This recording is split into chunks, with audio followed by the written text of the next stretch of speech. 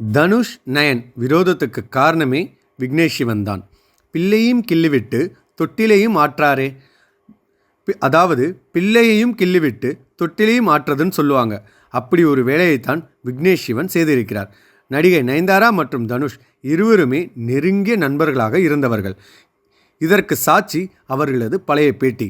விக்னேஷ் சிவன் என்ற இயக்குனர் நயன்தாராவிடம் சென்று, நீங்கள் இந்த மாதிரி ஒரு கேரக்டரில் நடிக்கணும்னு சொல்லியிருந்தா நயன்தாரா ஒத்துந்திருப்பாங்களோ இல்லையோ, ஆனால் தனுஷ் என்ற ஒரு நபருக்காகத்தான் நயன்தாரா இந்த நானும் ரவுடிதான் படத்திற்குள் வந்தது. ஆனால் விக்கி மற்றும் நயன்தாரா இருவருக்குள்ளும் காதல் மலர்ந்த பிறகு விக்னேஷ் சிவன் படப்பிடிப்பில் அவ்வளவாக கவனம் செலுத்தவில்லை என வலைப்பேச்சு பிஸ்மி சொல்லியிருக்கிறார். இதனால் போட்ட பட்ஜெட்டை விட படம் தாண்டி இருக்கிறது.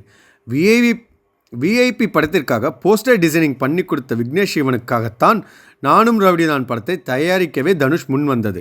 அப்படி இருக்கும் பட்சத்தில் வந்த வேலையை மறந்துவிட்டு பட்ஜெட்டை பெரிய அளவுக்கு இழுத்து விட்டதால் தனுஷுக்கு கோபம் வந்திருக்கிறது. இனி பட்ஜெட்டை மீறி ₹1 கூட கொடுக்க மாட்டேன் என்று தனுஷ் சொல்லிவிடவே உடனே நயன்தாரா தன்னுடைய பணத்தை போட்டு பட வேலைகளை முடித்திருக்கிறார்.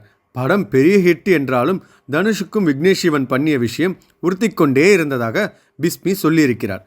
தனுஷின் நியாயமான கோபத்தை புரிந்து கொள்ளாமல் விக்னேஷ் சிவன் மீது இருந்த காதலால் நயன்தாராவும் இதையெல்லாம் பெரிதாக எடுத்துக்கொள்ளவில்லை. தனுஷால் வளர்த்து பின் அவரிடம் பேச்சுவார்த்தை கூட இல்லாமல் போன சில நட்சத்திரங்களை தங்களுடைய கூட்டத்தில் சேர்த்து கொண்டு தனுஷை வெறுப்பேற்றிக் கொண்டு இருக்கிறார்கள்.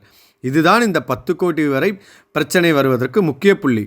ஒருவேளை தனுஷின் கோபம் நியாயமானது, அவர் கொடுத்த வாய்ப்பை நாம் சரியாக உபயோகப்படுத்தாமல் விட்டுவிட்டோம் என விக்னேஷ் சிவன் கொஞ்சம் இறங்கி போயிருந்தால் இவ்வளவு பிரச்சனை தேவையில்லை.